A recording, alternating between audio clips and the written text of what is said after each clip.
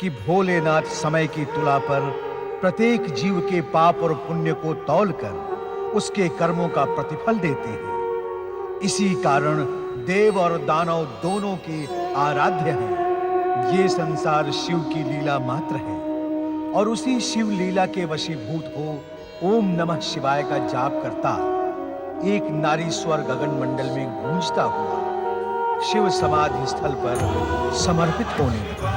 इस महानता के कारण ही तो बृहस्पति ने देवगुरु का पद प्राप्त किया है। मन ही मन सुलगता ये ताप क्या किसी शाप से कम है देवाधिदेव? इस ताप का भी अंत हो सकता है तारा। कैसे प्रभु? तुम अपने स्वामी देवगुरु बृहस्पति के पास जाकर उनसे क्षमा याचना करो। उन्हें अपने हृदय की व्यथा सुना। हमें पूर्ण विश्वास है कि वो तुम्हें सच्चे हृदय से क्षमा कर देंगे। नहीं नहीं शिवशंकर, उन्हें अपना मुंह दिखाने का साहस मुझ में नहीं है। मैं क्या मुंह लेकर उनके समक्ष जाऊंगी? देवगुरु बृहस्पति के समक्ष मैं तुम्हें लेके चलूंगा माता। भगवान शिव के आदेश का पालन करना हमारा परम धर्म है। विशाल हृदय देवगुरु बृहस्पति तुम्हें अवश्य क्षमा कर देंगे तारा। अपने पुत्र को लेकर तुम उनके पास जाओ। वृथा संकोच न करो। तुम्हारे दोष मुक्त न होने का एक कारण ये भी है कि अब तक तुम संकोचवश उनसे दूर रही। भगवान शिव और माता पार्वती की आज्ञा की अवहेलना हम नहीं कर सकते माता। हमें देवगुरु बृहस्पति के समक्ष जाना ही होगा। जो आज्ञा देवाधिदेव। माता पार्वती, तुम्हारा कल्याण हो। स्वामी, आप अपने भय का कारण मुझे बताते क्यों नहीं? भगवान शिव शंकर से आपको किस बात का भय है? अर्थात आप मुझे इस योग्य नहीं समझते कि आप अपने मन की व्यथा मुझसे कह सकें। मैं आपकी धर्म पत्नी ही नहीं, मैं आपकी सबसे प्रिय पत्नी हूँ। मुझसे कोई बात आप कब तक छुपाएंगे? क्या तुम उस अपराध के लिए मुझे क्षमा कर दोगी? मैं अपने आप को बहुत लज्जित अनुभव कर रहा हूँ रोहिणी। मेरा साहस मेरा साथ नहीं दे रहा है। मैं क्या करूँ रोहिणी, मैं क्या करूँ? मैं आपकी सेहत धर्मिणी हूँ। आपके हर अच्छे बुरे कार्य के परिणाम में साथ देना मेरा धर्म है। आप मुझसे कुछ न छुपाएं, सब कुछ स्पष्ट कह दें। रोहिणी, कहते हैं गुरु पत्नी माता के समान होती है। हाँ, ये बात तो सत्य है कि गुरु के समान गुरु पत्नी का स्थान भी उतना ही पूजनीय होता है। जब मैंने अपनी गुरु पत्नी को वासना की दृष्टि से देखा, तब मेरा मन कितना पतित हुआ होगा रोहिणी, इसकी कल्पना तुम कर सकती हो? आप किस गुरु पत्नी की बात कर रहे हैं? कौन थी आपकी गुरु पत्नी? इस विषय में आपने मुझे कभी कुछ नहीं बताया। मैंने जानबूझकर तुम्हें इस पतित प्रकरण के विषय में कुछ नहीं बताया रोहिणी। मैं ही अपराधी था और एक अपराधी अपने अपराध को छुपाए बिना नहीं रह सकता। मुझे अपनी गुरु पत्नी का नाम बताएं स्वामी। मैं आपको विश्वास दिलाती हूँ कि आपकी हर परिस्थिति में मैं आपका साथ दूंगी। सच्ची धर्म पत्नी होने का कर्तव्य निभाऊंगी। मेरी गुरु पत्नी का नाम है देव गुरु बृहस्पति की धर्म पत्नी देवी तारा। और उस अपराध का कलंक मैं तब से लेकर अब तक ढोता आ रहा हूँ। ये अनैतिक और अनुचित कार्य करके आपने देवत्व की सारी मर्यादाओं को नष्ट भ्रष्ट कर दिया। आपकी गणना तो देवताओं में होती है। एक देव को क्या ये कुकृत्य शोभा देता है? मैं जानता था रोहिणी, मैं जानता था कि यह सब जानकर तुम भी मुझे घृणा की दृष्टि से देखोगी, और इसीलिए यह अपराध मैं अब तक तुमसे छुपाए रहा। मैंने हर परिस्थिति में आपका साथ निभाने का वचन दिया है। मैं अपना वचन अवश्य निभाऊंगी। परंतु आश्चर्य है कि भगवान शिव सब कुछ जानते हुए भी आपको अपने शीश पर धारण किए रहे।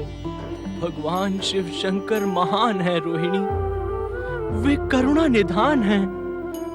परंतु आज भगवान शिव शंकर और माता पार्वती के सम्मुख जाने का मेरा साहस समाप्त हो गया है। अच्छा होता कि दक्ष प्रजापति के श्राप से मैं तभी नष्ट हो जाता।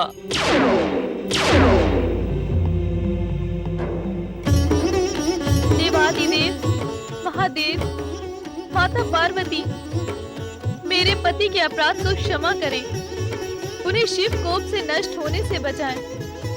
दया करें करुणामय, दया करें।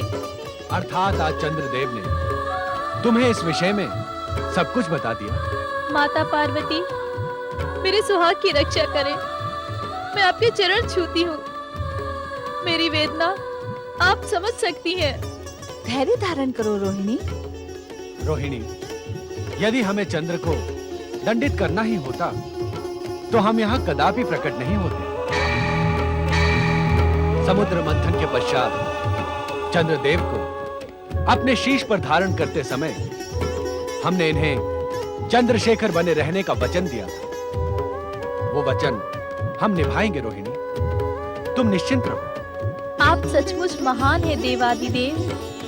परंतु इस समय चंद्र को शपथ लेनी होगी कि यह अपनी चंचलता को वश में रखेगा और किसी पराई नारी पर कुदृष्टि नहीं डालेगा। मैं शपथ लेता हूँ प्रभु, सच्चे हृदय से शपथ लेता हूँ कि अपनी धर्मपत्नी के अतिरिक्त सभी नारियां मेरे लिए माता व बहन समान होंगी।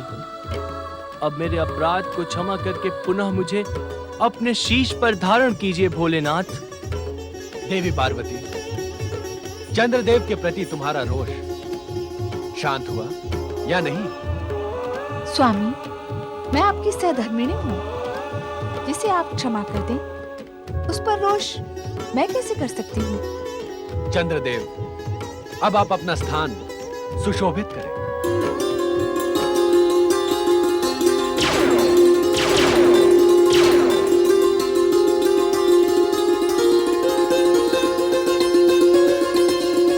मैं जन्म जन्म तक आपके आभारी रहूंगी शिव शंकर। आप सचमुच धन्य हैं, सचमुच धन्य हैं आप देवादिदेव, महादेव। ओम नमः शिवाय। ओम नमः शिवाय। ओम नमः शिवाय। स्वामी, ओम नमः शिवाय। तारा, तुम यहाँ? प्रणाम देवगुरु जी। देवगुरु बृहस्पति जी, मैं आपकी कृपा दृष्टि का आकांक्षी होकर यहाँ आया हूँ। मुझे आशीर्वाद दीजिए। तुम्ही ग्रहों के युवराज चंद्रपुत्र बुध हो ना? मैं चंद्रपुत्र अवश्य हूँ, परंतु मेरे धर्मपिता आप हैं। नहीं, नहीं, नहीं, नहीं, कदापि नहीं। तुम संसार में चंद्रपुत्र बुध के रूप में ही विख्यात हो और रहोगे। स्वामी, माता पार्वती ने कहा है आप विशाल हृदय है। मेरा वह अक्षम्य अपराध आप अवश्य क्षमा कर देंगे और मेरे पुत्र बुध को स्नेह में आशीर्वाद प्रदान करेंगे। मैं जानती हूँ आपको स्वामी कहने का अधिकार मैं खो बैठी हूँ, किंतु यह भी जानती हूँ कि आप महान हैं और आपकी महानता ने ही मेरा अपराध क्षमा करके मुझे शापित होने से बचा लिया। तारा, मेरा तुम्हारा संबंध उसी दिन समाप्त हो गया था जिस दिन तुम चंद्र के मिथ्या मोह माया में फंस गई थी। उस दिन से तुम्हारा अस्तित्व मेरे लिए निरर्थक हो गया है। अब तुम मेरे लिए वैसी ही हो जैसे अन्य कोई देवी। अब उन संबंधों की दुहाई न दो जो सदा सदा के लिए समाप्त हो गए हैं। अब तुम्हें मुझसे कुछ प्राप्त नहीं होगा, इसीलिए अपने पुत्र को लेकर लौट जाओ अपने तारामंडल को।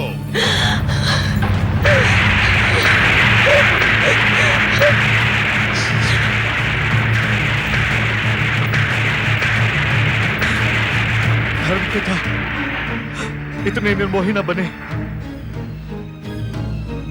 अपनी माता के पाप का प्रायश्चित मैं करूंगा धर्मपिता।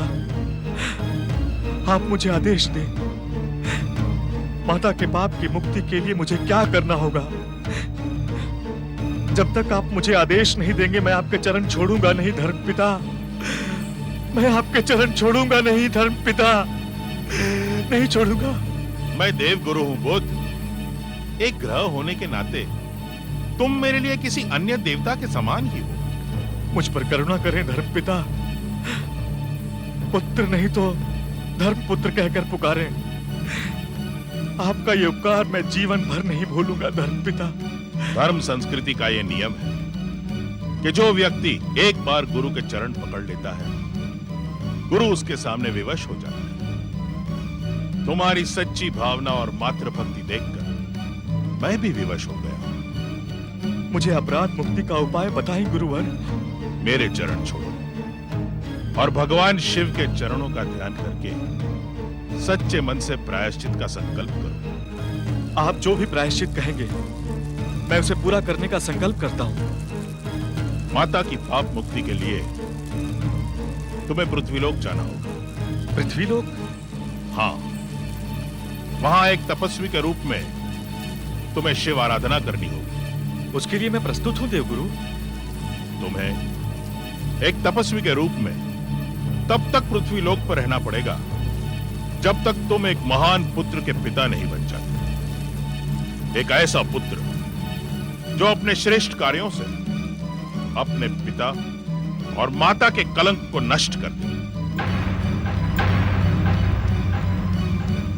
एक तपस्वी रहते हुए मैं पुत्र का पिता बनूं, यह विचित्र बात कैसे संभव होगी गुरुवर? शिव लीला भी अति विचित्र होती है पुत्र। शिव लीला ने ही तुम्हें यहां आने पर और मुझे दिव्य दृष्टि से देखने के लिए प्रेरित किया है। आपने दिव्य दृष्टि से क्या देखा? अपनी दिव्य दृष्टि से मैं देख रहा हूं कि इस असंभव से कार्य में तुम अवश्य सफल होगे और अपनी माता को पापों से मुक्त कर दो। पृथ्वी पर मुझे कहां जाना होगा देवगुरु? महाराज मनु के पुत्र इक्ष्वाकु वंशी महाराज इल के पास जाकर उनसे तपस्या करने के लिए काम्यक वन में तपोभूमि की याचना करो। काम्यक वन? हाँ, काम्यक वन। इसी काम्यक वन का एक क्षेत्र भविष्य में शिव पार्वती की लीला भूमि बनेगा। ये प्रेरणा हमें शिव आराधना से प्राप्त हुई। जो आज्ञा गुरुदेव, मैं आपकी आज्ञा का संपूर्ण पालन करूंगा। मुझे आज्ञा दे स्वामी। जब तक मेरा पुत्र बुद्ध आपके आदेशानुसार प्रायश्चित में सफल नहीं होता, मैं इसकी सफलता के लिए भगवान शिव से प्रार्थना करती रहूंगी। हम भी बुद्ध की सफलता के लिए भगवान भोलेनाथ से प्रार्थना करेंगे। तुम्हारा कल्याण हो।